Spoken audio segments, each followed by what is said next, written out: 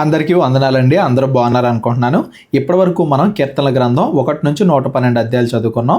ఈ 112 అధ్యాయాల్లో కూడా అసలు కీర్తనల గ్రంథం దేని గురించి, మంచి చెడుల మధ్య తేడా, యేసుక్రీస్తు వారి గురించిన ప్రవచనాలు, ఇలా ప్రతిదీ కూడా చదువుకుంటూ వివరించుకుంటూ వస్తున్నాం. ఈరోజు మనం కీర్తనల గ్రంథం 113 అధ్యాయం నుండి చదువుకుంటూ వెళ్దాం. ఈ 113 నుండి 118 వరకు ఉండే కీర్తనల్ని ఇజ్రాయేలీలు తమ సంవత్సర పండుగలు, ఇజ్రాయేలీలకు 3 పండుగలు ఉంటాయి సంవత్సరంలో, అవన్నీ కూడా లేవికాండలో మనం వివరించుకున్నాం. మీకు గుర్తుంది అనుకుంటున్నాను. ఎస్పెషల్గా పస్కా పండగ సమయంలో ఇజ్రాయెల్ అందరూ కూడా పస్కా పండుగని జరుపుకునేటప్పుడు ఈ కీర్తనలు 113 నుండి 118 వరకు చదువుకునే వాళ్ళు అనేది గుర్తుపెట్టుకోండి. పస్కా పండగ కీర్తనలు అని కూడా మనం అనుకోవచ్చు. ఆ పస్కా పండుగని ఎలా సెలబ్రేట్ చేసుకుంటారు, ఎందుకు సెలబ్రేట్ చేసుకుంటారు, ఆ దేవాలయం దగ్గర అందరూ కలిసి ఎలా సెలబ్రేట్ చేసుకుంటారు, ఇవన్నీ కూడా అంతకుముందు మనం మాట్లాడుకున్నాం కాబట్టి మరలా ఇక్కడ వివరించట్లేదు. ఆ సమయంలో, పండగల సమయంలో ఈ కీర్తనలు అందరూ కలిసి చదువుకునేవాళ్ళు అనేది గుర్తుపెట్టుకోండి. మనం చదువుకుంటూ వెళ్దాం. 113వ కీర్తన. యెహోవాను స్తుతించుడి, యెహోవా సేవకులారా ఆయన్ను స్తుతించుడి, యెహోవా నామమును స్తుతించుడి. యెహోవా సేవకులారా అంటే దేవుడు చెప్పినట్టుగా చేసేవాళ్ళు. దేవుడు చెప్పినట్టుగా ఎవరైతే చేయాలని ప్రయత్నిస్తారో వాళ్ళందరూ కూడా దేవుణ్ణి స్తుతించండి అన్నట్టుగా ఈ కీర్తన మొదలు పెడుతున్నారు. మరలా ఇలాంటి పదాలతోనే ఈ కీర్తనలు అనేవి ముగుస్తాయి. ఈ కీర్తనలు 113 నుండి 118 వరకు ఎవరు రాశారు అనేది ఇక్కడ సైడ్ హెడ్డింగ్ ఏం లేదు. దావీదు కానీ, లేకపోతే అక్కడ ఆస్థానంలో ఉండే ప్రధాన గాయకులు కానీ, ఆ లేవీలు కానీ, ఎవరైనా కానీ ఈ కీర్తన రాసి ఉండొచ్చు. ఇజ్రాయెల్లో భక్తులు అనేది గుర్తుపెట్టుకోండి. కాకపోతే ప్రతి సంవత్సరం కూడా పస్కా పండగ సమయంలో ఈ కీర్తనలు పాడుకునేవాళ్ళు. ఈవెన్ యేసుక్రీస్తు వారు కూడా ఈ కీర్తనలు పాడారు అనేది మనకు కొత్త నిబంధనలో కనబడుతుంది. యేసుక్రీస్తు వారు తాను చనిపోయే ముందు తన శిష్యులతో కలిసి ఈ కీర్తనలు పాడినట్టుగా మనం మత్తయి సువార్త 26వ అధ్యాయం 30వ వచనంలో కూడా గమనించవచ్చు. కాబట్టి ఈ కీర్తనలన్నీ కూడా ముఖ్యమైనవి అనేది గుర్తుపెట్టుకోండి. ఈ 113వ కీర్తనలో దేవుడు ఎంత గొప్పవాడు అనేది మనం చదువుకుంటాం. దేవుడి గొప్పతనాన్ని గుర్తించి అందరూ కూడా ఆయన్ని కీర్తించండి, స్తుతించండి. ఇది మొదలుకొని ఎల్లకాలము యెహోవా నామము సన్నుతింపబడునుగాక. ఇక్కడ నుండి శాశ్వత కాలము, ఎల్లకాలము అంటే నిత్యము, ఎప్పుడు కూడా దేవుడిని స్తుతిస్తానే ఉండాలి. సూర్యోదయం మొదలుకొని సూర్యాస్తమయం వరకు యెహోవా నామము స్తుతినంత తగినది. పొద్దున నుండి సాయంత్రం దాకా మనం స్తుతిస్తానే ఉన్నా కానీ దేవుణ్ణి ఎంత స్తుతించినా కానీ సరిపోదు. అంత గొప్పవాడు దేవుడు, మన కోసం అన్ని చేశాడు దేవుడు అనేది ఈ వర్ణన గుర్తుపెట్టుకోవాలి. అందరూ కలిసి సమాజంగా అక్కడ ఉండే ఇజ్రాయెల్ అందరూ కూడా కలిసి బహిరంగంగా ఈ కీర్తనలు పాడుకుంటున్నారు అనేది కూడా మీ మైండ్లో గుర్తుపెట్టుకోండి. అప్పుడు ఇవన్నీ కూడా ఇంకా బాగా అర్థమవుతాయి మనకి. యెహోవా అన్యజనుల అందరి ఎదుట మహోన్నతుడు, ఆయన మహిమ ఆకాశ విశాలమున వ్యాపింపబడి ఉన్నది. కేవలం ఇజ్రాయెల్లో మాత్రమే కాదు, దేవుడు ఎంత గొప్పవాడు అనేది అన్యజనులకు కూడా తెలుసు. ఆయన గొప్పతనం ఆకాశ విశాలమున వ్యాపించి ఉన్నది అంటే దేవుడు ఎంత గొప్పవాడు అనే విషయం ప్రపంచం మొత్తానికి వ్యాపించింది అనేది ఒకటి. రెండోది, ఆకాశం వైపు చూసిన, విశ్వం వైపు చూసిన కొన్ని కోట్ల నక్షత్రాలు, సూర్యుడు, చంద్రుడు, వీటన్నిటిని కూడా చూసినా కానీ దేవుడు ఎంత గొప్పవాడు అనే విషయాన్ని ప్రకృతి మనకి చెబుతూనే ఉంది. ఉన్నతమందు ఆసీనుడై ఉన్న మన దేవుడైన యెహోవాను పోలి ఉన్న వాడెవడు? ఆ దేవుడికి సాటి అయిన వారు ఇంకెవరు ఉన్నారా? ఎవ్వరు లేరు. దేవుడు ఒక్కడే గొప్పవాడు. ఆయన మాత్రమే స్తుతికి పాత్రుడు. ఆయన భూమి ఆకాశములను వంగి చూడని అనుగ్రహించుచున్నాడు. దేవుడి భూమి ఆకాశాలను చూడాలంటే వంగి చూడాలి అన్నట్టుగా అలంకార రూపంగా పోలుస్తున్నారు. ఎవరైనా కానీ వంగి ఎప్పుడు చూస్తారు? వాళ్ళు చాలా ఎత్తులో ఉన్నప్పుడు, చూసేవాళ్ళు చాలా కింద ఉన్నప్పుడు మాత్రమే వంగి చూస్తారు. దేవుడు వంగి చూస్తున్నాడు అనే అలంకారం ఇక్కడ ఎందుకు వాడుతున్నారంటే దేవుడు అంత గొప్పవాడు. ఈ ప్రపంచం మొత్తం కన్నా, ఈ భూమి ఆకాశాలు, ఈ విశ్వం, వీటన్నింటికన్నా గొప్పవాడు. వీటిని చూడాలంటేనే ఆయన వంగి చూడాలి అంటే ఆయన ఇంకెంత గొప్పవాడు మీరు గ్రహించండి అన్నట్టుగా అలంకార రూపంగా, ఇవేవో నిజంగా వంగి చూడడం అని కాదు, దేవుడు ఎలాగైనా అన్ని చూడగలుగుతాడు. వంగి చూడడం అనేంత గొప్పగా దేవుని పూజిస్తున్నారంటే అలంకార రూపంగా, కవితా రూపంగా దేవుడి యొక్క గొప్పతనాన్ని మనందరికీ కూడా తెలియజేస్తున్నారు అందని అర్థం. ప్రధానులతోనూ తన ప్రజల ప్రధానులతోనూ వారిని కూర్చుండబెట్టుటకై ఆయన నేల నుండి దరిద్రులను లేవనెత్తును, పెంటకొప్పల మీద నుండి బేదలను పైకెత్తువాడు. ఆయన సంతులేని దాన్ని ఇల్లాలుగాను, కుమారుల సంతోషము గల తల్లిగాను చేయును. యెహోవాను స్తుతించుడి. దేవుడు ఎంత గొప్పవాడు అంటే ఆయన పైనుండి చూస్తే ఈ ఆకాశం, ఈ విశ్వం, ఈ భూమి, ఇవన్నీ కూడా ఇసుకరవంత కూడా కనబడవు. మరి ఆ భూమే ఇసుకరవంత కూడా లేనప్పుడు ఆ భూమి మీద ఉండే నలకల్లాంటి మనం అసలు దేవుడికి కనబడతామా? అయినా కానీ అంత తక్కువ స్థాయి గల మనుషుల్ని నేల నుండి దరిద్రులను పైకెత్తినట్టుగా, పెంటకొప్పల మీద నుండి బేదలను పైకెత్తినట్టుగా దేవుడు మనుషులందరినీ తన ప్రధానులుగా, తన ప్రధానులతో కూర్చుండేవారిగా అంటే తన కుమారులుగా పిల్లలుగా అయ్యే అర్హత, పరలోకంలో ఆయనతో పాటు కూర్చుండే అర్హత, పరలోకంలో ఆయనతో పాటు జీవించే అర్హతని మనుషులందరికీ కూడా దయచేశాడు. మనందరికీ కూడా అంత గొప్ప భాగ్యాన్ని ఇచ్చాడు కాబట్టి దేవుడిని స్తుతించండి. ఆయన పిల్లలు లేని వాళ్ళకి పిల్లలు కలగజేయడు అన్నా కానీ మనం షారా దగ్గర, రిబ్కా దగ్గర, రాహేల్ దగ్గర, హన్నా దగ్గర, ఎలిజబెత్ దగ్గర ప్రతి చోట కూడా చూస్తూనే ఉన్నాం. దాన్ని ఫుల్గా ఆపోజిట్లో అసలు పిల్లలే లేని వాళ్ళని కొన్ని జనాంగాలకి, రాజ్యాలకి తల్లులుగా దేవుడు చేయగలడు అనేదాన్ని ఇలా ఎందుకు పోలుస్తున్నారంటే పైన కూడా అలాగే పోల్చారు. అసలు ఎన్నికే లేని అతి చిన్న నేల మీద ఉండే దరిద్రులు, పెంట కుప్పల మీద ఉండే బేదలు అంటే అంత చిన్న వారిని అంత గొప్పగా దేవుడు చేస్తాడు. అసలు కుమారులు కుమార్తెలు పిల్లలే లేని వాళ్ళకి ఎంతో గొప్ప పిల్లల్ని దేవుడు దయచేస్తాడు అనేంతగా అంత గొప్పవాడు అనే దాన్ని కొన్ని ఉదాహరణలు, కొన్ని అలంకార రూపంగా ఈ కీర్తనలు 113 అధ్యాయంలో వివరిస్తున్నారు అని దాని అర్థం. 113 అధ్యాయం ఏమో దేవుడు ఎంత గొప్పవాడు అనే దాని గురించి, కీర్తనలు 114 అధ్యాయంలోనేమో దేవుడు వాళ్ళ కోసం ఏం చేశాడు, ఆ కాలంలో ఇజ్రాయెల్ కోసం దేవుడు ఏం చేశాడు అనేది 114 అధ్యాయం. ఇది కూడా చదువుకుంటూ వెళ్దాం. ఐగుప్తులో నుండి ఇజ్రాయేలు, అన్య భాష గల జనుల్లో నుండి యాకోబు బయలు వెళ్ళినప్పుడు, ఐగుప్తు దేశంలో నుండి అన్య భాష గల జనులు అంటే ఐగుప్తీలు, వాళ్ళ భాష వేరు ఇజ్రాయెల్ భాష వేరు కదా, అన్య భాషల జనుల నుండి అంటే ఐగుప్తులో నుండి ఇజ్రాయేలీల్ని, ఇజ్రాయెల్ 12 గోత్రాలని దేవుడు ఎంత గొప్పగా విడిపించాడు అనేది ఈ కీర్తనలో జ్ఞాపకం చేసుకుంటున్నారు అని దాని అర్థం. యూదా ఆయనకు పరిశుద్ధ స్థలం ఆయను, ఇజ్రాయేలు ఆయనకు రాజ్యం ఆయను. యోధా అనగానే, ఆ యెరూషలేము అనగానే, యోధా గోత్రం అనగానే అక్కడే కదా యెరూషలేము దేవాలయం నిర్మింపబడింది. ప్రతి సంవత్సరం కూడా ఆ పండగలు, పస్కా పండగ అవన్నీ కూడా అక్కడే కదా ఆచరించేది. కాబట్టి అది దేవునికి పరిశుద్ధ స్థలం అయింది. దీన్నే సియోను అని కూడా అంటారు. ఇజ్రాయేలు ఆయనకు రాజ్యం ఆయను. ఐగుప్తులో బానిసలుగా ఉన్న వాళ్ళని ఒక గొప్ప రాజ్యంగా దేవుడు మార్చాడు. ఎలా మార్చాడు? ఎన్ని అద్భుతాల ద్వారా మార్చాడు. సముద్రము దాన్ని చూసి పారిపోయాను, యోర్దాన్ నది వెనకకు మళ్ళెను. అక్కడ ఎర్ర సముద్రం పాయలైపోవడం కానీ, యోర్దాన్ నది పాయలైపోవడం కానీ, యెహోషువ దగ్గర సముద్రాలు పారిపోయినాయి, యోర్దాన్ నది వెనకకి వెళ్ళిపోయినాయి. కొండలు పొట్టేళ్ల వలెను, గొట్టలు గొర్రె పిల్లల వలెను గంతులు వేసెను. అక్కడ సీనాయి పర్వతం దగ్గర దేవుడు ధర్మశాస్త్రాన్ని ఇచ్చేటప్పుడు ఆ కొండలు వణికిపోయినాయి, అదిరిపోయినాయి అన్నట్టుగా మనం చదువుకుంటాం కదా. దాని మొత్తాన్ని కూడా ఇక్కడ అలంకార రూపంగా, కవితా రూపంలో వివరిస్తున్నారు అందాని అర్థం. సముద్రమా నీవు పారిపోవుటకు నీకేమి తటస్థించింది? ఓ సముద్రమా నువ్వెందుకు భయపడ్డావు? యోర్దాను నీవు వెనకకు మళ్ళుటకు నీకేమి తటస్థించింది? ఓ యోర్దాన్ నది నువ్వెందుకు భయపడ్డావు? సముద్రం ఎందుకు భయపడ్డావు? యోర్దాన్ నది ఎందుకు భయపడ్డావు? కొండలారా మీరు పొట్టేళ్ల వలెను, గొట్టలారా మీరు గొర్రె పిల్లల వలెను గంతులు వేయుటకు మీకేమి సంభవించింది? కొండలారా మీరు ఎత్తైనవి బలం కలిగినవి కదా, మీరే ఎందుకు వణికిపోతున్నారు? గొట్టలారా మీరే ఎందుకు గంతులేస్తున్నారు? భూమి ప్రభు సన్నిధిని, యాకోబు దేవుని సన్నిధిని వణుకును. కేవలం కొండలు, గుట్టలు, సముద్రాలు మాత్రమే కాదు, ఈ భూమి మొత్తం, ఆకాశం మొత్తం దేవుడి యొక్క మాటకి, ఆయన యొక్క సన్నిధికి వణికిపోతుంది. ఆయన బండను నీటి మడుగ్గాను, చెకుముకి రాతి బండను నీటి ఓటగాను చేయువాడు. బండల్లో నుండి నీళ్లు రప్పించడం, నదుల్లాగా ప్రవహించేలాగా నీళ్లు చేయడం, ఆ బండల్లో నుండి, ఇవన్నీ కూడా మోషే దగ్గర మనం చూసాం కదా. అక్కడ ఇజ్రాయెల్ మధ్య దేవుడు చేసిన ఆశ్చర్యకార్యాలన్నింటినీ కూడా దేవుడు ఎంత గొప్పవాడు అనేది వివరించడానికి ఈ కీర్తనలో 114 అధ్యాయం రాశారు.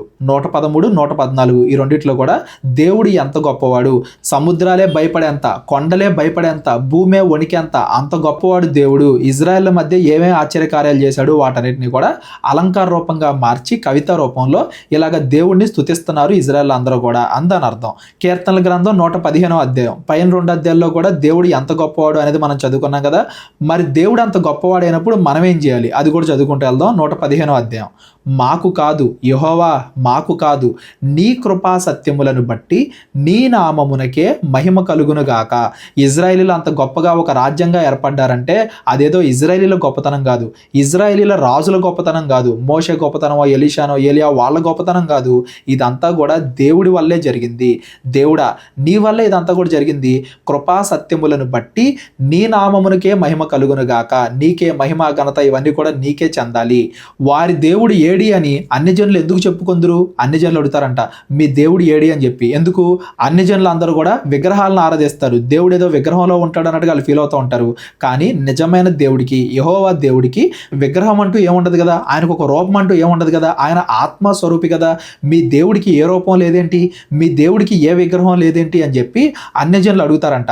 మా దేవుడు ఆకాశమందున్నాడు, తనకిష్టం వచ్చినట్టుగా సమస్తమును ఆయన చేయుచున్నాడు. అమ్మ మా దేవుడికి విగ్రహాలు ఏముండవు, ఎందుకంటే ఎందుకంటే మా దేవుడు ఆకాశ మహాకాశాలు పట్టజాలని వాడు, ఆయన ఆకాశం పైన ఉంటాడు, ఆకాశం మందు ఉంటాడు. ఆయన్ని ఒక విగ్రహంగా పూజించడం అంటే ఆయన్ని అవమానించడమే. ఆయన తనకిష్టం వచ్చినట్టుగా సమస్తాన్ని, ఈ భూమిని, సముద్రాలని, మనుషుల్ని అన్నిటినీ కూడా దేవుడికి ఎలా ఇష్టమైతే అలాగా ఆయనకి ఇష్టం వచ్చినట్టుగా ఆయన చేయుచున్నాడు. మీరు ఇప్పుడు విగ్రహాలను ఆరాధిస్తున్నారే, వాటికి ఒక రూపం పెట్టుకుని ఆరాధిస్తున్నారే, అది కూడా దేవుడు సృష్టించిందే. దేవుడు తనకిష్టం వచ్చినట్టుగా రాళ్ళని, ప్రకృతిని సృష్టిస్తే వాటిని మీరు దేవుడు అనుకుని అనవసరంగా పూజిస్తున్నారు అన్నట్టుగా ఇజ్రాయెల్ అందరూ కూడా వాళ్ళకి సమాధానం చెప్పాలంట. వారి విగ్రహములు వెండి బంగారువి, అవి మనుషుల చేతి పనులు. అన్యజనులు అందరూ కూడా దేవుడు అనుకుంటూ పూజించే విగ్రహాలు వెండితో చేసేవి, బంగారంతో చేసేవి, రాళ్లతో చేసేవి, ఏవైనా కానీ అవన్నీ కూడా మనుషుల యొక్క చేతి పనులు. దేవుడు మనుషులు చేస్తే మనుషులు రాళ్లతో, వెండితో, బంగారంతో విగ్రహాలు చేసుకుని వాటిని దేవుళ్ళుగా పూజిస్తున్నారు. ఈ విగ్రహాలన్నీ కూడా మనుషులు చేసిన దేవుళ్ళు, నిజమైన దేవుడు కాదు. వాటికి నోరుండియు పలకవు, కన్నులుండియు చూడవు, చెవులుండియు వినవు, ముక్కులుండియు వాసన చూడవు, చేతులుండియు ముట్టుకొనవు, పాదములుండియు నడవవు, గొంతుకతో మాట్లాడవు. అవన్నీ కూడా చూడడానికి ఏదో మనుషు రూపంలోనో జంతు రూపంలోనో ఎలాగోలో ఉండొచ్చు. చూడడానికి అవి బలమైనలా కనపడతాయి కానీ, చూడడానికి అన్ని అవయవాలు ఉన్నట్టుగా, ప్రాణం ఉన్నట్టుగా కనపడతాయి కానీ అవేవి కూడా ప్రాణము లేనివి. పలకవు, చూడవు, వినవు, వాసన చూడవు. అవన్నీ కూడా ఒట్టి విగ్రహాలు మాత్రమే. వాటిని చేయువారును వాటి యందు నమ్మిక ఇంచు వారందరూ వాటి వంటి వారై ఉన్నారు. 8వ వచనం అనేది చాలా ఇంపార్టెంట్ అండి. ఎవరైతే ఆ విగ్రహాలను చేస్తున్నారో, ఎవరైతే ఆ విగ్రహాలను పూజిస్తున్నారో వాళ్ళందరూ కూడా విగ్రహాలు లాంటి వాళ్ళే. వాటి వంటి వారే అంటే వాళ్ళకు కూడా మెదడు ఉంది కానీ ఆలోచించరు. ఈ ప్రకృతి ఎలా దేవుడు అవుద్ది, ఈ ప్రకృతిని సృష్టించిన వాడు దేవుడు అవుతాడు. ఈ బంగారం, వెండి, రాయితో చేసిన విగ్రహాలు, రాళ్ళు ఇవేలాగా దేవుళ్ళు అవుతాయి, ఇవి కూడా దేవుడి సృష్టిలో భాగమే కదా అని వాళ్ళు గుర్తించలేకపోతున్నారంటే వాళ్ళు కళ్ళుండి చూడట్లేదు, మెదడుండి కూడా ఆలోచించట్లేదు అని దాని అర్థం. విగ్రహారాధన అంటే దేవుడికి ఎందుకు అంత కోపం అనేది పాత నిబంధనలో మనం అనేక పుస్తకాల్లో చూసాం. విగ్రహారాధన అనేది మూఢనమ్మకాలకు దారితీసిద్ది.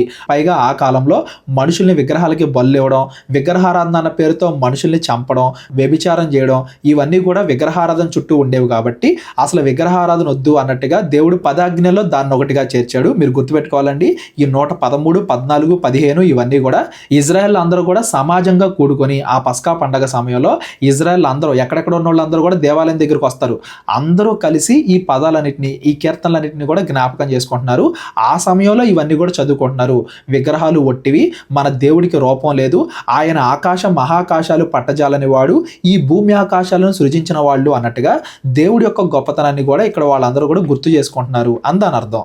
ఇజ్రాయేల్లారా యెహోవాను నమ్ముకొనుడి, ఆయన వారికి సహాయము, వారికి కేడెము. ఇజ్రాయేల్లారా మీరు అందరూ కూడా నిజమైన దేవుడిని నమ్ముకోండి, విగ్రహాలను నమ్మకండి. నిజమైన దేవుడే మనకి సహాయం చేసేవాడు. అహరోను వంశస్థులారా యెహోవాను నమ్ముకొనుడి, ఆయన వారికి సహాయము, వారికి కేడెము. అహరోను వంశస్థులు అంటే అక్కడ ఉండే యాజకులు, లేవీలు, వాళ్లే కదా ఇజ్రాయెల్ అందరికీ దేవుడి గురించి చెప్పేది. నిజమైన దేవుడి గురించి చెప్పండి, విగ్రహాలు వద్దని చెప్పండి. నిజమైన దేవుడే మనందరికి కూడా సహాయం చేయవాడు. మిగతావన్నీ కూడా కేవలం వట్టి విగ్రహాలు.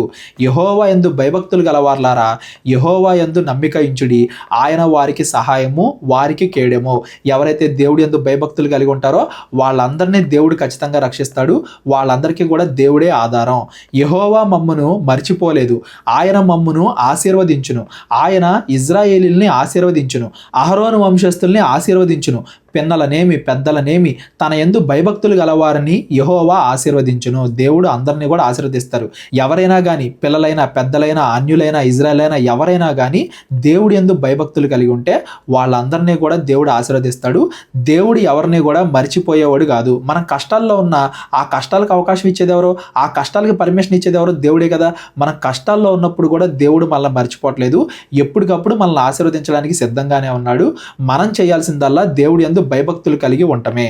యెహోవా మిమ్మును మీ పిల్లలను వృద్ధి పొందించును, భూమి ఆకాశములను సృజించిన యెహోవా చేత మీరు ఆశీర్వదింపబడుదురు. ఏదో విగ్రహాల వల్ల కాదు, ఈ భూమిని, ఆకాశాన్ని, అందులో ఉన్న సమస్తాన్ని సృష్టించిన సృష్టికర్త అయిన దేవుడే మనల్ని ఆశీర్వదిస్తాడు, మన కుటుంబాన్ని ఆశీర్వదిస్తాడు. ఆకాశములు యెహోవా వశము, భూమిని ఆయన నరులకు ఇచ్చి ఉన్నాడు. భూమిని ఆయన నరులకు ఇచ్చి ఉన్నాడు అనేది కూడా మనం చాలా జాగ్రత్తగా గమనించాలండి.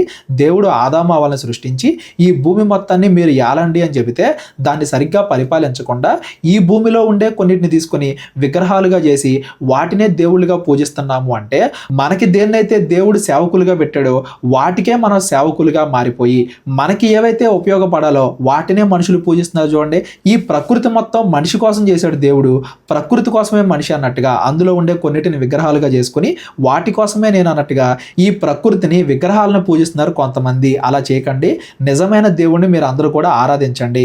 మృతులను మౌన స్థితిలోనికి దిగిపోవారును యెహోవాను స్తుతింపరు, మేమైతే ఇది మొదలుకొని నిత్యము యెహోవాను స్తుతించదము, యెహోవాను స్తుతించుడి. ఎవరంట మృతులు?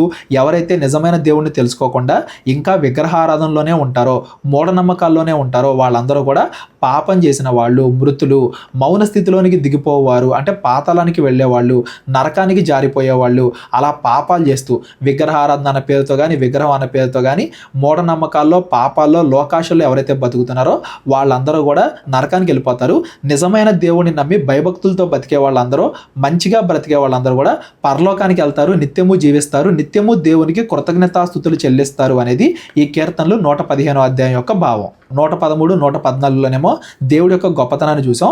115లోనేమో మనం ఆయన్ని మాత్రమే ఆరాధించాలి, విగ్రహాల జోలికి వెళ్ళకూడదు, మనం ఎలా ప్రవర్తించాలి అనేది చదువుకున్నాం.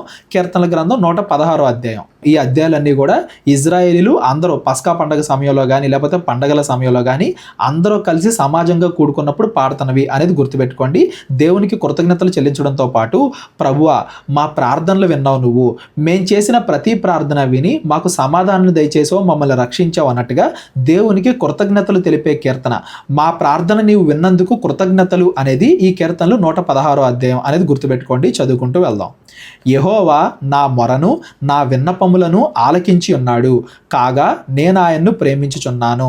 నేను ఎందుకు దేవుణ్ణి స్తుతిస్తున్నాను, నేను ఎందుకు దేవుణ్ణి ప్రేమిస్తున్నానంటే నా మొరను నా ప్రార్థనను ఆయన విన్నాడు కాబట్టి. ఇక్కడ చూడండి, నేను అడిగిన ప్రతిదీ కూడా దేవుడు చేశాడు అనట్లా. మనం అడిగిన ప్రతిదీ కూడా దేవుడు చేయడు. ఎందుకంటే మనం ఒకసారి మంచి అడుగుతాం, చెడ్డ అడుగుతాం, అన్ని కలుపుతాం. కాకపోతే దేవుడు మాత్రం మనకి మంచి అనుకునేవే చేస్తాడు కాబట్టి, మనకు ఉపయోగపడేవే చేస్తాడు కాబట్టి, మనం ఆత్మలో ఎదగాలనే దేవుడు కోరుకుంటాడు కాబట్టి నా ప్రార్థన ఆలకించినందుకు కృతజ్ఞతలు.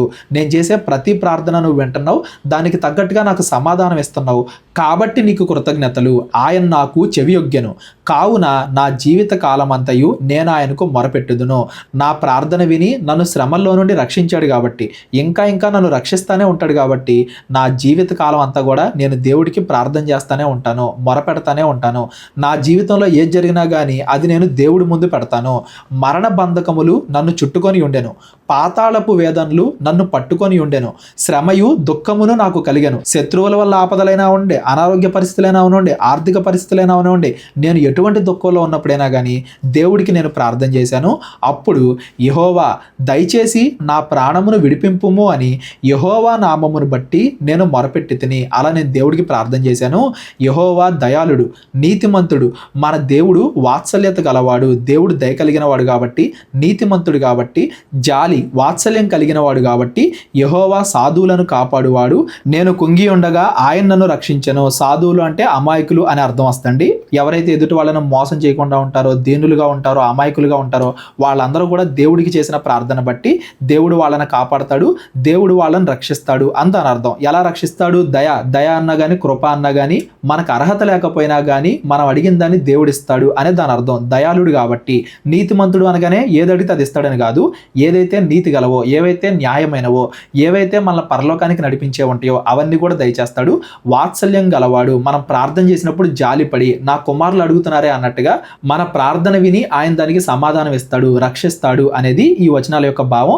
కొత్త నిబంధనలో యేసుక్రీస్తు వారు కూడా ప్రార్థన గురించి ఒక ఉపమానం చెప్తారు కదా, మనం పదే పదే ప్రార్థన చేస్తే దేవుడు ఖచ్చితంగా మనల్ని రక్షిస్తాడు, సమాధానం ఇస్తాడని చెప్పి దాన్నే ఇక్కడ పాత నిబంధనలో కూడా చెబుతున్నారు అందాని అర్థం. నా ప్రాణమా యెహోవా నీకు క్షేమము విస్తరింపజేసి ఉన్నాడు, తిరిగి నీ విశ్రాంతిలో ప్రవేశింపుము. ఇప్పుడు దాకా నువ్వు కష్టాల్లో ఉన్నావు, దేవుడు నీకు క్షేమాన్ని ఇచ్చాడు కాబట్టి విశ్రాంతి తీసుకో. దేవుడు మనకి విశ్రాంతిని కలగజేస్తాడు, మన కష్టాల నుండి విడిపిస్తాడు. మరణము నుండి నా ప్రాణమును, కన్నీళ్లు విడవకుండా నా కన్నులను, జారిపడకుండా నా పాదములను నీవు తప్పించి ఉన్నావు. అన్ని రకాల సమస్యల్లో నుండి, అన్ని రకాల కష్టాల నుండి నీవు నన్ను రక్షించావు అనేదాన్ని కవితా రూపంలో ఇలా వివరిస్తున్నారు అందాని అర్థం. సజీవులున్న దేశముల్లో యెహోవా సన్నిధిని నేను కాలము గడుపుదును. సజీవులు ఉన్న దేశంలో అంటే దేవుణ్ణి నమ్మిన వాళ్ళు. ఎవరైతే దేవునిలో విశ్వాసం కలిగి ఉంటారో వాళ్ళు సజీవులు, ఎవరైతే దేవుడికి వ్యతిరేకంగా పాపం చేస్తూ బ్రతుకుతూ ఉంటారో వాళ్ళు మృతులు. సజీవులు ఉన్న దేశంలో అంటే మంచి వాళ్ళ మధ్య నేను కాలం గడిపేలాగా దేవుడు నన్ను ఆశీర్వదిస్తాడు అని దాని అర్థం. ఇది ఎక్కడ పరిపూర్ణం అవుద్ది? యేసుక్రీస్తు వారు రెండో రాకడ సమయంలో అందరం కూడా పరలోకం వెళ్ళిపోతాం కదా, ఇంకా పరలోకంలో చెడు అనేదే ఉండదు కదా, కేవలం మంచి అనేదే ఉంటది, మంచి వాళ్ళే ఉంటారు కదా, అక్కడ ఇది నెరవేరిద్ది. ఇంకా శాశ్వత కాలము నిత్యము కూడా నేను పరిశుద్ధుల మధ్య నివసిస్తాను, ఆనందంగా నివసిస్తాను అన్నట్టుగా ఈ కీర్తనకారులు విశ్వాసాన్ని కలిగి ఉన్నారు అందని అర్థం. నేను అలాగూ మాట్లాడి నమ్మిక ఇంచి తిని, నేను మిగుల బాధపడిన వాడను, దేవుడి మీద నేను నమ్మకం పెట్టుకున్నాను.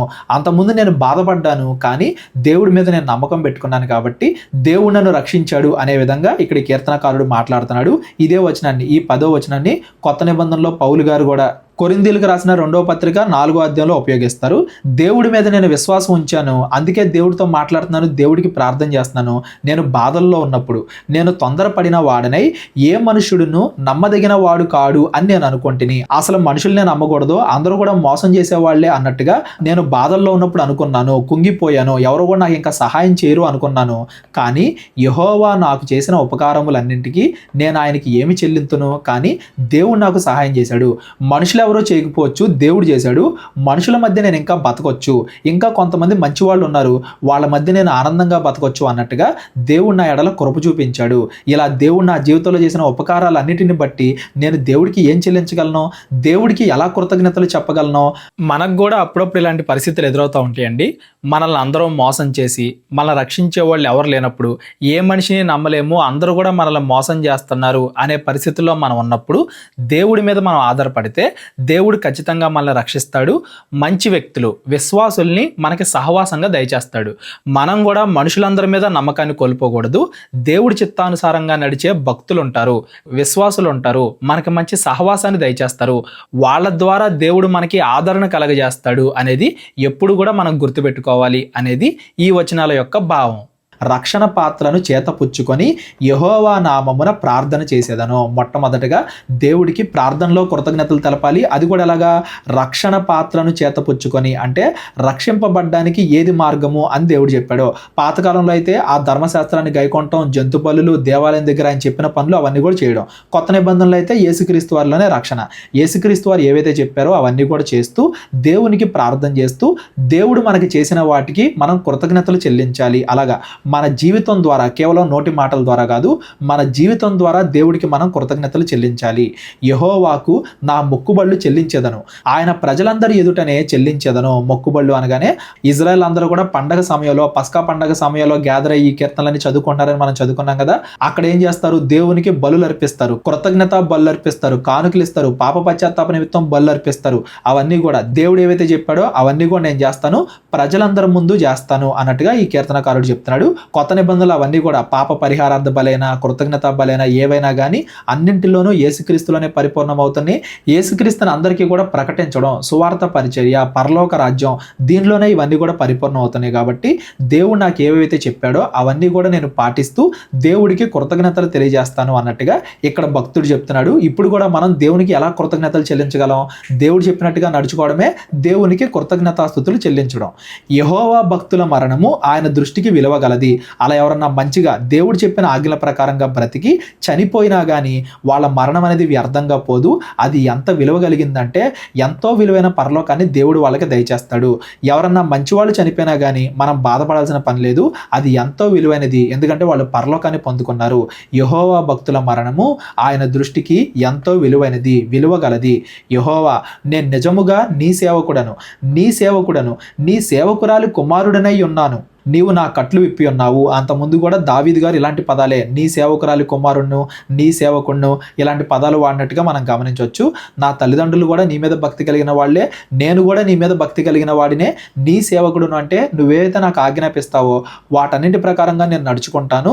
నా కష్టాలు నువ్వు విప్పావు కాబట్టి, నన్ను నువ్వు రక్షించావు కాబట్టి నేను నీకు కృతజ్ఞతార్పణ అర్పించేదను, యెహోవా నామమున ప్రార్థన చేసేదను. నువ్వు చెప్పినట్టుగా నేను చేస్తాను, కృతజ్ఞతార్పణ ఇస్తాను, కానుకలు ఇస్తాను, వివరిస్తాను, ప్రార్థన చేస్తాను. ఆయన ప్రజలందరి ఎదుటను యెహోవా మందిరపు ఆవరణములోను యెరూషలేమా నీ మధ్యను నేను యెహోవాకు నా మొక్కుబడులు చెల్లించెదను. యెహోవాను స్తుతించుడి. అందరి ముందు కూడా నేను దేవునికి కృతజ్ఞతలు చెల్లిస్తాను. మీరు కూడా అందరూ కూడా దేవుని స్తుతించండి. దేవుడు చేసిన కార్యాలని అందరి ముందు కూడా వివరిస్తాను. అందరి ముందు నేను కృతజ్ఞతలు చెప్తాను. దేవునికి కృతజ్ఞతలు చెప్పడం అంటే దేవుడు చెప్పిన ఆజ్ఞల ప్రకారంగా నడుచుకోవడమే అనేది ఈ కీర్తనలు 116 అధ్యాయం యొక్క భావం. 113, 114 అక్కడేమో దేవుడు గొప్పతనం చదువుకున్నాం. 115లోనేమో దేవుణ్ణి ఎలా పూజించాలి, విగ్రహాల జోలికి వెళ్ళకూడదు అని చదువుకున్నాం. 116లోనేమో నా ప్రార్థన విన్నందుకు కృతజ్ఞతలు, నన్ను రక్షించినందుకు కృతజ్ఞతలు అనేది 116 అధ్యాయం యొక్క భావం. కీర్తనలు 117 అధ్యాయం. బైబిల్లో ఇది అతి చిన్న అధ్యాయం అండి. కేవలం 2 వచనాలు మాత్రమే ఉంటాయి. అసలు ఈ 2 వచనాలని ఒక సెపరేట్ కీర్తనగా ఎందుకు రాశారు? ఏదో కీర్తనలో కలిపేయచ్చు కదా, లేదంటే ఇంకా విస్తరించవచ్చు కదా. కేవలం 2 వచనాలే ఈ కీర్తనలో ఎందుకు పెట్టారంటే దీన్ని అందరూ కూడా గుర్తు పెట్టుకోవాలి, ఎప్పటికీ కూడా మర్చిపోకూడదు. 2 వచనాలే ఉంటే అందరికీ కూడా గుర్తుంటాయి అన్నట్టుగా ఈ కీర్తన 117 అధ్యాయాన్ని రాశారు. చదువుకుంటూ వెళ్దాం. ఇందులో అంత ముఖ్యమైన విషయం ఏం చెప్తున్నారో చదువుకుంటూ వెళ్దాం. యెహోవా కృప మన ఎడల హెచ్చుగానున్నది, ఆయన విశ్వాస్యత నిరంతరము నిలుచును. దేవుడి కృప అందరి మీద కూడా చాలా ఎక్కువగా ఉంటది, నిరంతరము ఉంటది. ఏదో ఒక సమయానికి మాత్రమే కాదు, నిరంతరము ఉంటది. నిన్న నేడు నిరంతరం ఆయన ఏకరీతిగా ఉండేవాడు. ఆయన చెప్పిన ఆజ్ఞలు ఎప్పటికీ ఉంటాయి. కాబట్టి సమస్త అన్యజనులారా యెహోవాను స్తుతించుడి, సర్వజనులారా ఆయన్ను కొనియాడుడి, యెహోవాను స్తుతించుడి. ఇదండి దీని ప్రాముఖ్యత. ఈ 2వ వచనం ఏంటంటే సమస్త అన్యజనులారా. ఆ కాలంలో కేవలం ఇజ్రాయేలీలకు మాత్రమే కాదు దేవుడు, యెహోవా దేవుడు అందరికీ దేవుడు. ఇజ్రాయేలీలకి, అన్యజనులకి అందరికీ దేవుడు. అందరూ కూడా దేవుడిని స్తుతించండి. దేవుడి యొక్క ప్రణాళికలో కేవలం ఇజ్రాయేల్ మాత్రమే లేరు, అన్ని జనులు కూడా, అన్ని దేశాలకు చెందిన వాళ్ళు, భూమి మీద ఉండే ప్రతి ఒక్క మనిషి మీద దేవుడి ప్రణాళిక ఉంటుంది. ఈ వాక్యాలు అందరికీ కూడా చెల్లుతాయి. కాబట్టి సర్వజనులారా అందరూ కూడా దేవుడిని స్తుతించండి, అందరూ కూడా దేవుడిని కొనియాడండి అన్నట్టుగా దీన్ని సెపరేట్గా ఒక కీర్తనలాగా చేశారంటే ఆ కాలంలో ఉండే ఇజ్రాయేలీలు దేవుడు మా కోసమే, మా దేవుడే అనుకోకూడదు, ప్రజలందరికీ దేవుడినా అనేది గుర్తించాలి అనేది దీని యొక్క భావం. అంతకుముందు చదివిన పుస్తకాల్లో కూడా ఆదికాండం నుండి మనం చదువుకుంటూనే వస్తున్నాం. దేవుడు కేవలం ఇజ్రాయేల్ మీద మాత్రమే కాదు, అన్ని జనుల మీద కూడా ఎలా ప్రేమ చూపిస్తున్నాడు, అన్ని జనులకు కూడా తన గురించి ఎలా తెలియజేసుకుంటున్నాడు. దేవుడి యొక్క ప్రణాళిక కేవలం ఇజ్రాయేల్ మీద మాత్రమే కాదు, ప్రపంచంలో ఉన్న ప్రతి ఒక్కరి మీద ఎలా ఉంది, ఇవన్నీ కూడా మనం మొదటి నుండి కూడా చదువుకుంటూనే వస్తున్నాం, వివరించుకుంటూనే వస్తున్నాం. కాకపోతే ఇజ్రాయేల్ మరీ ముఖ్యంగా మర్చిపోకుండా ఉండాలి, మిగతా అన్ని జనులు దూరం పెట్టకూడదు, వాళ్ళను కూడా దేవుడి దగ్గరికి నడిపించాలి అనే ఉద్దేశంతో ఈ కీర్తనలు 117 అధ్యాయాన్ని అతి చిన్నదైనా కానీ సెపరేట్ గానే ఉంచారు. అందరూ కూడా గుర్తుపెట్టుకోవాలి అన్నట్టుగా ఉంచారు. ప్రతి సంవత్సరం కూడా పండగల సమయంలో బహిరంగంగా అందరికీ దీన్ని చదివి వినిపించారు అందని అర్థం. ఈ 2వ వచనాన్ని కొత్త నిబంధనలో పౌలు గారు కూడా ఉపయోగిస్తారండి. రోమీలకు రాసిన పత్రిక 15వ అధ్యాయంలో మనం గమనించవచ్చు. దేవుడి ప్రణాళిక మొదటి నుండి కూడా అన్ని జనుల మీద ఉంది, ప్రపంచంలో ఉన్న ప్రతి ఒక్కరికి కూడా దేవుడు ఒక్కడే అనే విషయాన్ని అక్కడ రోమీలకు రాసిన పత్రిక 15వ అధ్యాయంలో కూడా మనం గమనించవచ్చు. ఈ కీర్తన 117 అధ్యాయం మీకు అర్థమైంది అనుకుంటున్నాను. ఈ కీర్తన 118 అధ్యాయం కూడా ఈరోజు మనం చదువుకుందాం. 119 రేపొద్దున చదువుకుందాం. 113 నుండి 118 ఈ అధ్యాయం వరకు ఒకటే రోజు మనం ఎందుకు చదువుకుంటున్నామంటే ఇవన్నీ కూడా ఆ కాలం ఇజ్రాయేలీలు పస్కా పండగ సమయంలో బహిరంగంగా వీటన్నిటిని కూడా కలిపి చదువుకునేవాళ్ళు కాబట్టి. ఈ కీర్తనలో 118 అధ్యాయం అనేది చాలా ముఖ్యమైనదండి. 110 అధ్యాయం చాలా ముఖ్యం, యేసుక్రీస్తు వారి దైవత్వాన్ని తెలిపేది. 22 అధ్యాయం చాలా ముఖ్యం, యేసుక్రీస్తు వారి త్యాగాన్ని తెలిపేది అని మనం చదువుకున్నాం కదా. అలాగే ఈ కీర్తనలో 118 అధ్యాయం కూడా చాలా ముఖ్యమైనది, యేసుక్రీస్తు వారే మెస్సయ్య అనేది కూడా మనం గమనించవచ్చు. చదువుకుంటూ వెళ్దాం. యెహోవా దయాళుడు, ఆయన కృప నిరంతరము నిలుచును, ఆయనకు కృతజ్ఞతాస్తుతులు చెల్లించుడి. ఆయన దయ కలిగిన వాడు, నిరంతరము ఆయన కృప ఉంటుంది, ఆయనకి ఎప్పుడు కూడా కృతజ్ఞతాస్తుతులు చెల్లించండి. ఈ వచనాన్ని ఈ కీర్తనలో మనం చాలాసార్లు చదువుకున్నాం, ఇక ముందు కూడా చదువుకుంటానే వెళ్తున్నాం. ప్రతిసారి కూడా ఉపయోగించే మాట అందని అర్థం. ఆయన కృప నిరంతరము నిలుచును అని ఇజ్రాయేలీలు అందురుగాక, ఆయన కృప నిరంతరము నిలుచును అని అహరోను వంశస్థులు అందురుగాక, ఆయన కృప నిరంతరము నిలుచును అని యెహోవా యందు భయభక్తులు గలవారు అందురుగాక. పైన కూడా మనం చదువుకున్నాం కదా ఇలాంటి మాటలే. ఇజ్రాయేలీలు, యాజకులు, లేవీలు, దేవుడి యందు భయభక్తులు కలిగిన వాళ్ళు అందరూ కూడా దేవుడిని స్తుతించండి, దేవుడి కృప నిరంతరము ఉంటది అని జ్ఞాపకం చేసుకోండి. పదపద్దాకా దేవుడిని స్తుతించండి ఎందుకు చెప్తున్నారంటే మనం ఎప్పటికప్పుడు దేవుడిని స్తుతిస్తా ఆయన గురించి జ్ఞాపకం చేసుకుంటా ఉంటేనే మనం పాపంలో పడిపోకుండా ఉంటాం. ఒకవేళ ఏదైనా పాపంలో పడినా కానీ మరలా వెనక్కి తిరిగి దేవుడిని క్షమాపణ అడగడానికి, ఓకే ఇప్పుడు నేను క్షమాపణ అడిగితే దేవుడు క్షమిస్తాడు, ఏదో పాపం చేశాను కాబట్టి దేవుడిని ఇంకా నన్ను నరకంలో వేసాడు, నేను మారడానికి మళ్ళా నాకు అవకాశం ఇస్తున్నాడు. ఇలాగా దేవుడి లక్షణాలు ఎప్పటికప్పుడు మనకు గుర్తుండాలి. పాపంలో పడిపోకుండా పాపానికి దూరంగా, నరకానికి దూరంగా మనల్ని ఉంచుతుంది కాబట్టి దేవుడి గురించి ఎప్పటికప్పుడు జ్ఞాపకం తెచ్చుకుంటూ ఉండాలి, ప్రకటిస్తూ ఉండాలి, ఆయనకి కృతజ్ఞతలు చెల్లిస్తూ ఉండాలి అనేది ఈరోజు చదువుకున్న అన్ని అధ్యాయాల యొక్క భావం. ఇరుకునందుండి నేను యెహోవాకు మొరపెట్టి తిని విశాల స్థలమందు యెహోవా నాకు ఉత్తరం ఇచ్చెను. ఇరుకు అంటే ఇబ్బందులు, విశాల స్థలము అంటే విశ్రాంతి, రక్షణ. నేను కష్టాల్లో ఉన్నప్పుడు దేవుడికి మొరపెట్టాను, దేవుడు నన్ను రక్షించాడు, నా ప్రార్థనకి జవాబిచ్చాడు. యెహోవా నా పక్షమునున్నాడు, నేను భయపడను. నరులు నాకేమి చేయగలరో, మనుషులు నన్ను ఏం చేయగలరో, దేవుడు ఉన్నాడు కదా నా పక్షంగా, నాకు సహాయకుడు దేవుడే ఉండగా నాకెందుకు భయం? యెహోవా నా పక్షము వహించి నాకు సహకారి అయి ఉన్నాడు. నేను ఏ పని తలపెట్టినా కానీ నాకు సహాయం చేసే దేవుడు ఉన్నాడు. నా శత్రువుల విషయమై నా కోరిక నెరవేరుట చూచెదను. శత్రువుల విషయమై కోరిక అంటే నా శత్రువులకి తీర్పు తెచ్చబడాలి. నేను డైరెక్ట్గా వాళ్ళని కొడతామో తిడతామో చేయను, కానీ దేవుడే వాళ్ళకి తీర్పు తీరుస్తాడు, దేవుడే వాళ్ళని శిక్షిస్తాడు. అలాగా నేను నీతిగా బ్రతుకుతున్నాను కాబట్టి నా శత్రువులకి దేవుడే తీర్పు తీరుస్తాడు, నేను దాన్ని చూస్తాను అన్నట్టుగా విశ్వాసంతో ఈ కీర్తనకారుడు ప్రార్థన చేస్తున్నాడు అని దాని అర్థం. మనం కూడా ఇంత విశ్వాసంతో ప్రార్థన చేయాలి అంటే మొదటగా మనం పాపం చేయకుండా బ్రతకాలి, మనం నీతిగా బతకాలి అనేది గుర్తుపెట్టుకోండి. మనం నీతిమంతులం అయితే మనం అడిగే ప్రతిదీ, ప్రార్థనలో అడిగే ప్రతిదీ కూడా దేవుడు ఖచ్చితంగా నెరవేరుస్తాడు. రాజ్యాన్ని నీతిని వెతికే వాళ్ళకి వాళ్ళ జీవితంలో ఏవి అవసరమో అవన్నీ కూడా దేవుడు ఖచ్చితంగా దయచేస్తాడు. మనుషులను నమ్ముకొనుట కంటే యెహోవాను ఆశ్రయించుట మేలు, రాజులను నమ్ముకొనుట కంటే యెహోవాను ఆశ్రయించుట మేలు. ఇక్కడ మీరు జ్ఞాపకం పెట్టుకోవాలండి, ఈ మాటలన్నీ కూడా ఇజ్రాయేలీలు అందరూ కలిసి బహిరంగంగా చదువుకుంటున్నారు. వాళ్ళలో రాజులు ఉంటారా? ఇజ్రాయెల్ రాజులు వాళ్ళు ఉంటారు. వాళ్ళలో యాజకులు ఉంటారా? వాళ్ళు కూడా ఉంటారు. వాళ్ళు కూడా ఇప్పుడు నేను రాజు అనుకోండి, రాజు అక్కడుండి రాజులు నమ్ముకోకూడదు, దేవుని నమ్ముకోండి అని ప్రజలందరూ కూడా చెప్తున్నాను అంటే ఇజ్రాయేలీలకి వాళ్ళ రాజు కన్నా, వాళ్ళ న్యాయాధిపతుల కన్నా, యాజకుల కన్నా, అందరికన్నా కూడా ఎక్కువ దేవుడే. దేవుడు ధర్మశాస్త్రంలో ఏవైతే చెప్పాడో అవే అన్నింటికన్నా ముఖ్యమైనవి అని బహిరంగంగా అందరూ కూడా కలిసి గుర్తు చేసుకుంటున్నారు అని దాని అర్థం. మనుషుల్ని నమ్ముకోవడం కంటే, రాజుల్ని నమ్ముకోవడం కంటే మనం దేవుడిని నమ్ముకోవడం మేలు, దేవుణ్ణి ఆశ్రయించడం మేలు. అలాగనే మనుషులతో సహవాసం చేయకూడదని కాదండి, దేవుడి కంటే ఎక్కువగా మనుషుల మీద ఆధారపడకూడదు అని దాని అర్థం. దేవుడు కూడా మనుషుల ద్వారా, విశ్వాసుల ద్వారా, రాజుల ద్వారా ఒక్కోసారి మనం రక్షించవచ్చు. కాకపోతే మన నమ్మకం దేవుడి మీద ఎక్కువగా ఉండాలి.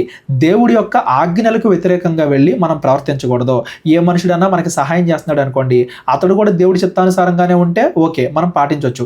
ఒకవేళ అది దేవుని చిత్తానికి వ్యతిరేకం అయితే, ఒకవేళ అది పాపం అయితే ఆ మనుషులతో మనం చేయి కలపకూడదు అనేది కూడా ఈ పదాలను బట్టి మనం అర్థం చేసుకోవాలి. అన్నింటికంటే ఎక్కువగా దేవుడి మీద ఆధారపడాలి, దేవుడిని నమ్ముకోవాలి. అన్ని జనులందరూ నన్ను చుట్టుకొని ఉన్నారు, యెహోవా నామమును బట్టి నేను వారిని నిర్మూలము చేసేదను. అన్ని జనులు అంటే దేవుని నమ్మని వారు, చెడ్డవాళ్ళు నన్ను, నా కుటుంబాన్ని నాశనం చేయాలని చూస్తున్నారు. ఆ సమయంలో కూడా నేను దేవుడి మీదే ఆధారపడుతున్నాను. నా శత్రువులే నశిస్తారు, దేవుడు నన్ను రక్షిస్తాడు. నలుదిశలు వారు నన్ను చుట్టుకొని ఉన్నారు, యెహోవా నామమును బట్టి నేను వారిని నిర్మూలము చేసేదను. నేను వారిని నిర్మూలము చేసేదను, వారిని నిర్మూలము చేసేదను అంటే వాళ్ళనేదో చంపేయాలి అని కాదండి. దేవుడు ధర్మశాస్త్రంలో చాలా క్లియర్గా చెప్పాడు, ఎవరి మీద కూడా పగ తెచ్చుకోకూడదు, ఎవరిని కూడా చంపకూడదు అన్నట్టుగా దేవుడే తీర్పు తెచ్చుకుంటాడు. మనం చేసిన ప్రార్థనకి దేవుడు సమాధానం ఇస్తాడు అనేదాన్ని నేను నిర్మూలము చేసేదను అన్నట్టుగా రాశారే కానీ ఇది కవిత్వాత్మకమైన పోలిక వివరణే కానీ నిజంగా వాళ్ళని చంపాలి అని కాదు. తీర్పు తీర్చడం, కొట్టడం, తిడటం, చంపడం ఏదైనా కానీ మనం చేయకూడదు. తీర్పు అనేది దేవుడికి వదిలేయాలి అనేది మనం గుర్తుపెట్టుకోవాలి. కందిరీగల వలె నా మీద ముసిరి ఉన్నారు, ముండ్లు కాల్చిన మంట ఆరిపోవునట్లు వాళ్ళు నశించిపోయిరి, యెహోవా నామమును బట్టి నేను వారిని నిర్మూలము చేసేదను.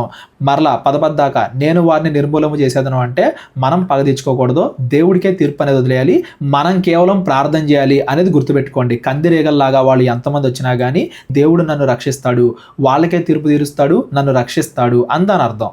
నేను పడునట్లు నీవు నన్ను గట్టిగా తోసితివి, యెహోవా నాకు సహాయం చేశాను. నా శత్రువులు నన్ను పడేశారు, నన్ను గట్టిగా తోశారంటే నా శత్రువులు నన్ను కష్టాల్లోకి నెట్టారు, దేవుడు నాకు సహాయం చేసి దేవుడు నన్ను రక్షించాడు.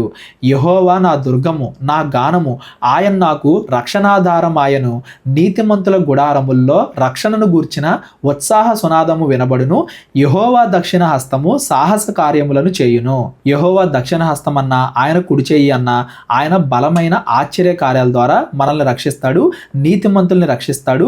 వాళ్ళు వాళ్ళ కలిగిన రక్షణను గూర్చి ఉత్సహించేలాగా, దేవునికి సంతోషంగా కీర్తనలు పాడేలాగా అటువంటి రక్షణ దేవుడు దయచేస్తాడు. నీతిమంతులందరూ కూడా దేవుడి రక్షణను గుర్తు తెచ్చుకొని పాటలు పాడతారు అనేది దీని యొక్క భావం. ఈ కీర్తన అంతా కూడా నేను శ్రమల్లో ఉన్నాను, చనిపోయేంత శ్రమల్లో ఉన్నాను, అయినా కానీ దేవుడు నన్ను రక్షించాడు, నా శత్రువులకే తీర్పు తీర్చాడు అనేది ఈ అధ్యాయం యొక్క భావం. ఏదో వ్యక్తిగతంగా కాదు, సమాజం మొత్తం, ఇజ్రాయెల్లో ప్రతి ఒక్క ఇజ్రాయేలీయుడు, ప్రతి ఒక్క విశ్వాసి ఇలాగ దేవుణ్ణి కీర్తిస్తున్నాడు అందని అర్థం. యెహోవా దక్షిణ హస్తము మహోన్నతమాయను, యెహోవా దక్షిణ హస్తము సాహస కార్యములను చేయును. నేను చావను, సజీవుడనై యెహోవా క్రియలు వివరించదను. దేవుడు ఎంత గొప్పగా నన్ను రక్షిస్తాడో, ఎన్ని సాహస కార్యాలు, ఎన్ని అద్భుత కార్యాలు చేస్తాడో వాటన్నిటిని బట్టి నేను చావను, అంటే నేను మరణానికి లోనవను. దేవుడు నన్ను రక్షిస్తాడు, సజీవుల లెక్కలో ఉంచుతాడు. ఇవన్నీ కూడా భూమి మీద కొంతవరకే నెరవేరుతాయండి. చావును కూడా జయించి నిత్యము మనం సజీవులుగా, నిత్యము మనం దేవునిలో ఉండేలాగా పరలోకాన్ని ఇస్తాడు యేసుక్రీస్తు వారు. యేసుక్రీస్తు రెండవ రాకడలో ఇవన్నీ కూడా పరిపూర్ణంగా నెరవేరుతాయి. భూమి మీద అయితే ఇవన్నీ కూడా కొంతవరకే నెరవేరుతాయి అనేది కూడా మనం గమనించాలి. యెహోవా నన్ను కఠినముగా శిక్షించెను గాని ఆయన నన్ను మరణమునకు అప్పగింపలేదు. ఇలాంటి వచనాలు కూడా అంతకుముందు కీర్తనలో మనం చదువుకున్నాం. దేవుడు కఠినంగా శిక్షిస్తాడు అంటే మనం ఏదో తప్పు చేసామనో, లేదా మనం ఏదో విశ్వాసంలో బలపడాలనో, ఒక్కోసారి మనం తప్పు చేసినప్పుడు ఒక్కోసారి మన తప్పేమీ లేకపోయినా కానీ ప్రతి ఒక్కరిని దేవుడు పరీక్షిస్తాడు. విశ్వాస పరీక్ష నిమిత్తం ప్రతి ఒక్కరికి కూడా శ్రమలు వస్తాయి. అయినా దేవుడు మరణానికి అప్పగించడు. మనం ఎంతవరకు తట్టుకోగలమో అంతవరకే రప్పిస్తాడు. మనం ఎంతవరకు తట్టుకోగలమో అంతవరకే దేవుడు మనకి శ్రమ పెడతాడు. కొత్త నిబంధనలు కూడా మనం చదువుకుంటాం కదా, మనం భరింపగలిగిన దానికంటే దేవుడు మనల్ని ఎక్కువగా శ్రమ పెట్టడు. అందులో కూడా తప్పించుకునే మార్గాన్ని దయచేస్తాడు. ఇవన్నీ కూడా మనం ఏదోటి మార్చుకోవడానికి, మనం ఏదోటి నేర్చుకోవడానికి, విశ్వాసంలో మనం అభివృద్ధి చెందడానికే దేవుడు అందరికీ కూడా శ్రమలు పెడతాడు అనేది మనం గ్రహించాలి. ఆ శ్రమల నుండి కూడా గొప్ప కార్యాలు చేసి దేవుడు రక్షిస్తాడు అనేది కూడా ఈ అధ్యాయం నుండి మనం గమనించాలి. నేను వచ్చినట్లు నీతి గుమ్మములను తీయుడి, నేను వాటిలో ప్రవేశించి యెహోవాకు కృతజ్ఞతాస్తుతులు చెల్లించెదను. నీతి గుమ్మాలు అంటే పాతకాలంలో యెరూషలేము దేవాలయం యొక్క తలుపుల్ని నీతి గుమ్మాలు అని పిలిచేవాళ్ళు. ఆ తలుపులు తెరవండి, నేను యెరూషలేము దేవాలయంలోకి వచ్చి దేవుణ్ణి ఆరాధిస్తాను, దేవునికి కృతజ్ఞతాస్తుతులు చెల్లిస్తాను అని దాని అర్థం.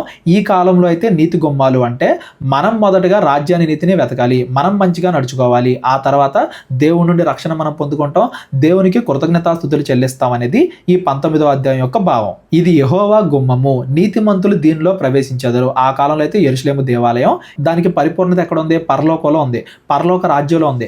పరలోక రాజ్యంలోకి కానీ పరలోకానికి కానీ ఎవరైనా వెళ్ళాలి అంటే వాళ్ళు నీతిమంతులుగా బ్రతకాలి. నీతిమంతులకి మాత్రమే దేవుని సన్నిధిలోకి అనుమతి ఉంటుంది. నీవు నాకు రక్షణాదారుడివై నాకు ఉత్తరం ఇచ్చి ఉన్నావు, నేను నీకు కృతజ్ఞతలు చెల్లించేదను. నేను ప్రార్థన చేసినప్పుడు నువ్వు విన్నావు కాబట్టి, నాకు రక్షణ కలగజేసావు కాబట్టి నేను నీకు కృతజ్ఞతాస్తుతులు చెల్లించేదను అన్నట్టుగా ఈ అధ్యాయం మొత్తం కూడా నన్ను రక్షించావు, అందును బట్టి కృతజ్ఞతలు అన్నట్టుగా కీర్తనాకారుడు వర్ణిస్తున్నాడు. ఇజ్రాయెల్ అందరూ కూడా జ్ఞాపకం చేసుకుంటున్నారు అందని అర్థం. ఇల్లు కట్టువారు నిషేధించిన రాయి మూలకు తలరాయి ఆయను, అది యెహోవా వలన కలిగినది, అది మన కన్నులకు ఆశ్చర్యము. ఇల్లు కట్టువారు నిషేధించిన రాయి అంటే నా చుట్టుపక్కల ఉన్నవాళ్ళు, నా బంధువులు, నా సహోదరులు, నా శత్రువులు అందరూ కూడా నన్ను దూరం పెట్టారు, అందరూ కూడా నన్ను చంపాలని చూశారు, వాళ్ళందరూ కూడా నన్ను నిషేధించారు. అయినా కానీ దేవుడు నన్ను ఆశీర్వదించి నన్ను మూలకు తలరాయిలాగా చేశాడు. మూలకు తలరాయి అంటే పునాది రాయి అని దాని అర్థం. అవసరం లేదు అని పక్కన దేన్నైతే పడేశారో దానివల్లే మొత్తం నిలబడేలాగా, అది లేకపోతే అసలు కట్టడమే లేదు అనేలాగా దేవుడు నన్ను అంత గొప్పగా హెచ్చించాడు అన్నట్టుగా ఆ కాలంలో ఉన్న కీర్తనకారులు దీన్ని వర్ణిస్తున్నారు అని దాని అర్థం. ఇది ఎవరెవరికి చెందిద్ది? మనుషులందరూ కూడా మనల్ని నిరాకరించినప్పుడు, మన బంధువులు, మన శత్రువులు అందరూ కూడా మనకి దూరం అయ్యి అందరూ కూడా మనల్ని చేదరించుకునేటప్పుడు దేవుడు మనకి రక్షణ కలగజేసి మనల్ని గొప్పగా హెచ్చిస్తే వాళ్ళందరూ కూడా మనల్ని చూసి సిగ్గు తెచ్చుకుంటారు చూసారా? అలాగా మనుషులందరి చేత కూడా ద్వేషింపబడి దేవుడి చేత రక్షణ పొందిన వాళ్ళందరికీ కూడా ఈ 22వ వచనం అనేది వర్తించిద్ది అనేది మనం గుర్తుపెట్టుకోవాలి. మరీ ముఖ్యంగా యేసుక్రీస్తులో ఈ వచనం అనేది పరిపూర్ణం అవుతుంది. కొత్త నిబంధనలో చాలాసార్లు ఈ వచనాన్ని మనం చదువుకుంటాం. మత్తయి సువార్త, మార్కు సువార్త, లూకా సువార్త, యోహాను సువార్త, ప్రతి సువార్తలోనూ ఈ వచనాన్ని మనం చదువుకుంటాం.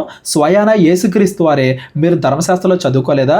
ఇల్లు కట్టువారు నిషేధించిన రాయి మూలక తలరాయి అయింది, మీరందరూ కూడా నన్ను వ్యతిరేకిస్తున్నారు, మీరందరూ కూడా నన్ను చంపాలని చూస్తున్నారు, నన్ను చంపేస్తారు కూడా, అయినా కానీ దేవుడు నన్ను హెచ్చిస్తాడు, పునాది రాయిలాగా నన్ను చేస్తాడు, నా వల్లే అందరికీ కూడా రక్షణ వస్తుంది, నా ద్వారా తప్ప ఎవరు కూడా పరలోకానికి వెళ్ళరు అన్నట్టుగా దేవుడు నన్ను అంత గొప్పగా హెచ్చిస్తాడు.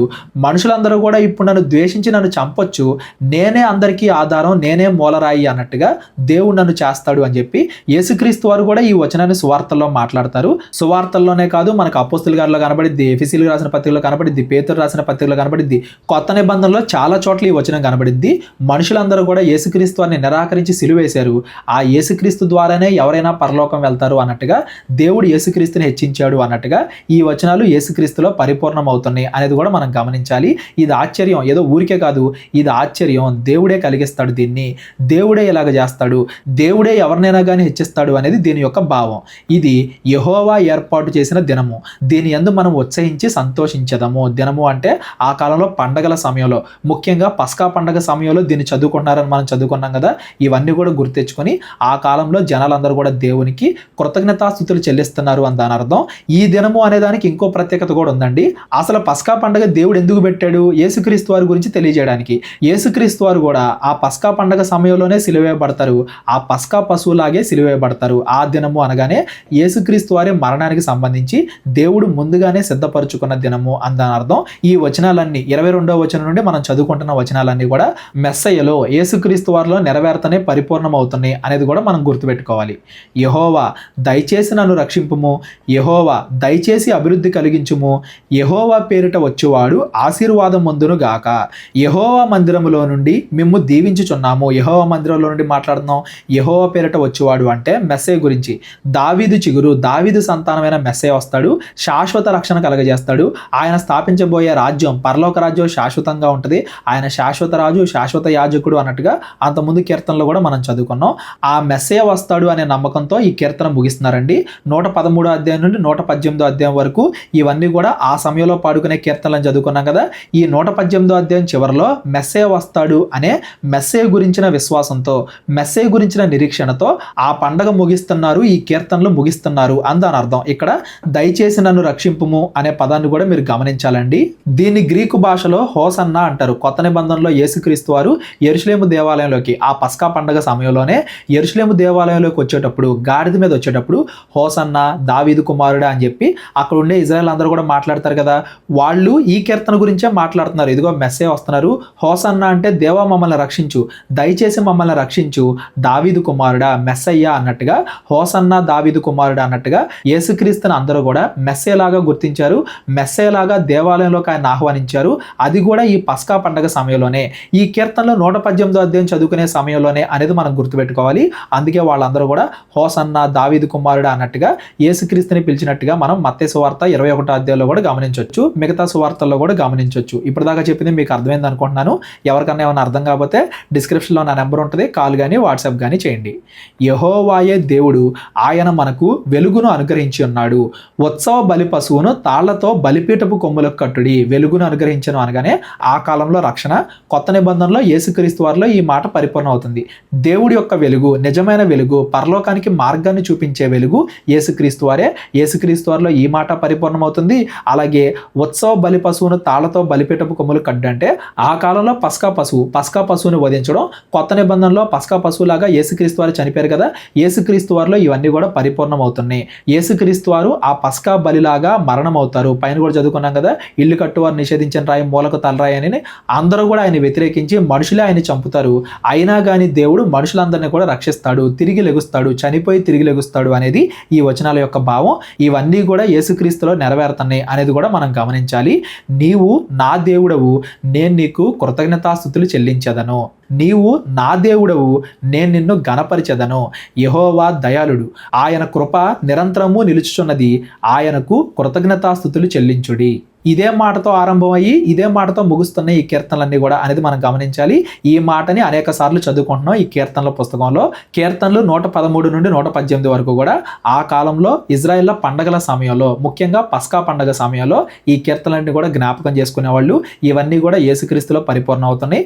మరీ ముఖ్యంగా చివరి అధ్యాయమైన ఈ 118వ అధ్యాయంలో చివరిలో యేసుక్రీస్తు వారి రాకడ గురించి వాళ్ళన్నీ కూడా జ్ఞాపకం చేసుకుని విశ్వాసంతో నిరీక్షణ కలిగి ముగిస్తున్నారు అని దాని అర్థం. మరి యేసుక్రీస్తు వారు వచ్చారు, ప్రాణాన్ని అర్పించారు, తిరిగి లేచారు, పరలోకానికి వెళ్ళిపోయారు. ఎప్పటికైనా కానీ మనం మారుతున్నామా, ఆయన చెప్పిన మాటల ప్రకారంగా ఇప్పుడైనా కానీ మనం నడుచుకుంటున్నామా అన్నట్టుగా మనల్ని మనం ప్రశ్నించుకోవాలి. ఈరోజు చదువుకున్న అధ్యాయాల్లో లాగా దేవుడి గొప్పతనాన్ని మనం గుర్తించాలి, దేవుడిని కీర్తించాలి, మనం ఎలా బ్రతకాలి అనేది కూడా మనం గమనించాలి. కీర్తనలు 119వ అధ్యాయాన్ని రేపొద్దున మనం చదువుకుందాం. 117వ అధ్యాయం అతి చిన్న అధ్యాయం, 119వ అధ్యాయం అతి పెద్ద అధ్యాయం. దీన్ని మనం రేపొద్దున చదువుకుంటూ వెళ్దాం. ఈ రోజు చదువుకున్న అధ్యాయాల్లో ఎవరికైనా ఏమైనా అర్థం కాకపోతే డిస్క్రిప్షన్లో నా నెంబర్ ఉంటుంది, కాల్ కానీ వాట్సాప్ కానీ చేయండి. మా పరిచయం కోసం ప్రార్థించండి. ప్రేరేపణ కలిగిన వాళ్ళు మీ కానుకల ద్వారా మమ్మల్ని బలపరచండి. అందరికీ వందనాలు. దేవుడు మనందరినీ కూడా దీవించి ఆశీర్వదించును గాక. అందరికీ వందనాలండి. కేవలం 30 వీడియోస్లో బైబిల్ నేర్చుకోండి అనే ఎంతో విలువైన ఈ కోర్స్ జస్ట్ ₹1 మీకు కావాలి అంటే మీ పేరు, మీ ఊరు ఈ నెంబర్కి వాట్సాప్ చేయండి. ఈ కోర్సులో ఏ విషయాలు ఉంటాయో ముందుగానే తెలుసుకోవడానికి ఈ వీడియో పాస్ చేసి టాపిక్స్ అన్నీ చదువుకోండి. క్రైస్తవులందరూ ఈ బైబిల్ కోర్స్ వినాలి అని మేము కోరుకుంటున్నాం. అందరినీ దేవుడు దీవించును గాక. ఆమెన్.